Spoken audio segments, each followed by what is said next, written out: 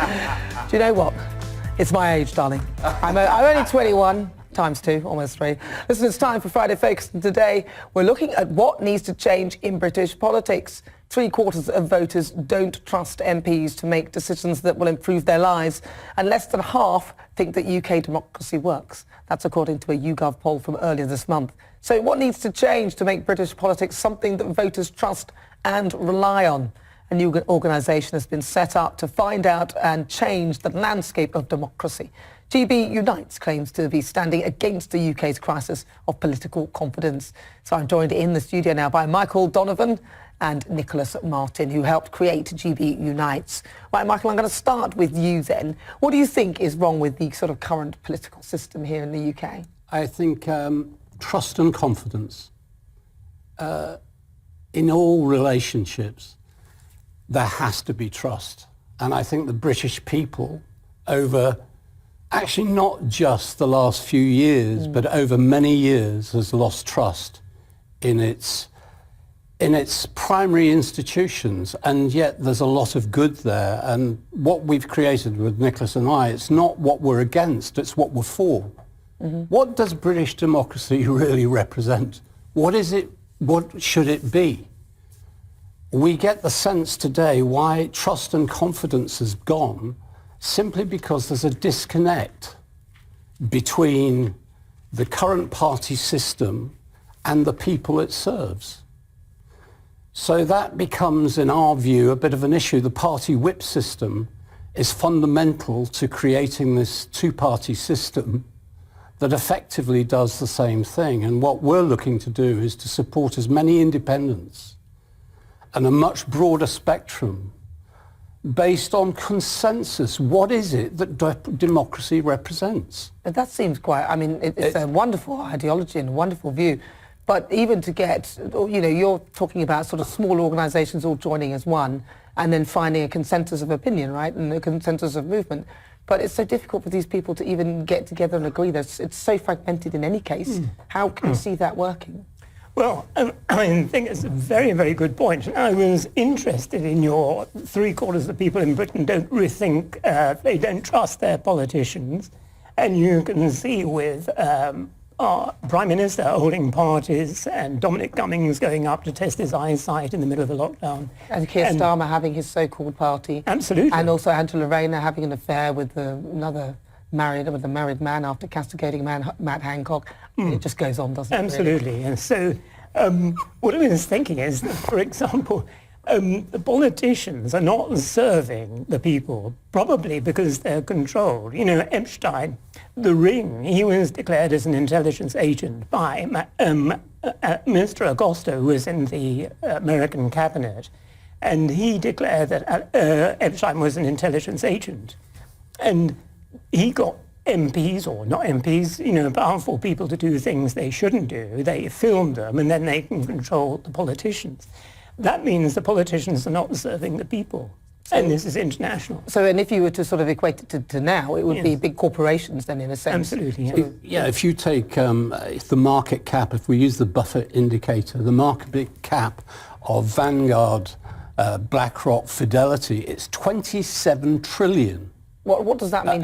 In terms of, to compare that to the GDP of the United States is 20 trillion. So a lot of people might not understand what you've just said there. So if you private corporations are in control.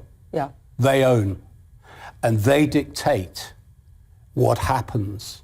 So if we think that we have a government that is independent, I think we need to think again. Just the pharmaceutical companies have a market cap of 5.7 trillion. The IT are bigger than the GDP of all the 28 European countries put together. Well, see, I know you've got loads of views on this, right? I do have views. I admire your aspiration. Having been in party politics myself, 2 things I've noticed. Number one, the public does really not trust politics, but individually they say, my local MP is good, but the party system sucks. So there's a disconnect there. And the second thing is, I remember when I was an MP, I couldn't follow every single thing that was being discussed. It's a different kind of political system. And so therefore you follow ideology, you've got Conservative and Labour. I think there's a massive problem in terms of the lack of narrative of those parties now. But when it works well, it works quite well. I'm actually involved in another experiment in politics, and I won't go into it in detail, but it's it's a space nation. But basically, party politics is banned in this other system. It's a one parliament system. There's 150 people in there, and it does work quite well. But I don't know if it'll stay that way. That's the interesting thing. Michael, what do you think? How do you see Where that? there's human behaviour, and Nicholas will change me here, I think we're in the beginning of a change of consciousness, a zeitgeist. Now that may be wishful thinking, but I don't believe that unless we sit down and really talk about the issues openly and honestly, will we get the country that we probably want. And in our unofficial polls, and I say we don't, we're only kind of just launching, sorry, am I? No. This is a time really where we need to review what we actually stand for, not what we're against. I know that we'll have let's see what Claire... Sorry, I'm going to ask Claire.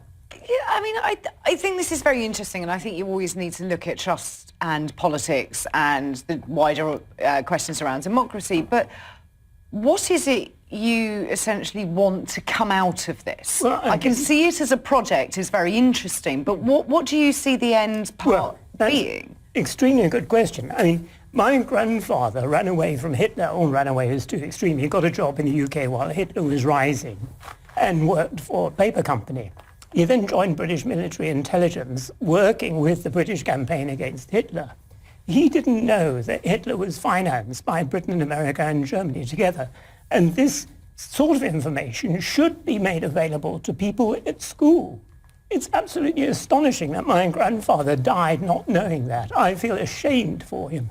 Secondly, why don't the people know what's going on through the national press? If you take the average middle-class person, they think The Guardian is the bastion of middle-class democracy and liberal values. Some people wouldn't call it that. Some people. I wouldn't call it that. No, I agree with you. I'll keep quiet about We that. would agree with you. I agree with you. And why wouldn't you? And I think you're quite right, Nana, because Britain, The Guardian's direct collusion with media censorship by its secret services exposed.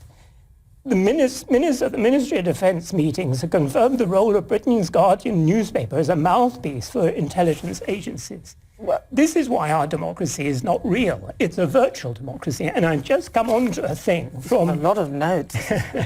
We're going to stop with... Sorry, Lembit, you had something. I want to make an offer. It's only come to me now. This other project which I'm involved in, which bans party politics. We can't do it online, sorry, on air, but I'd like to talk to you about this and share with you what we're trying to do in Asgardia and see if the model we're discussing can work. If it can't, then what you're doing is hopeless. But if it can, you could come back in a few months' time and share what you think. I would love to do that, but can I say there's never hopelessness. Okay. Never hopelessness. If I'd like to talk about the spirit of Dunkirk. Very briefly. The spirit of Dunkirk, that was a remarkable British feat of ingenuity and people standing together, working together, because they were not going to be dominated. And you feel that GB Unites could offer that for people to understand and sort of a collective spirit like the spirit of Dunkirk? Yeah, we believe that we can get the numbers. Politics is a numbers game. The current Conservative Party got in with 14 million. Yeah. 27 million people voted. What we really want to do is be a bellwether for what people, I mean, it's interesting, what they really want in democracy. You know what, though, a lot of people, they think they know what they want, and then you start talking to them, and they want so much, and then they don't know what they want. So I wish you all the best, but it sounds a fabulous thing. That's GB Unite, Michael Donovan, and also Nicholas Martin. Thank you so much for joining me on Friday Focus. Right, so coming up, it's the Great British Debate this hour. I'm asking, should people on universal credit have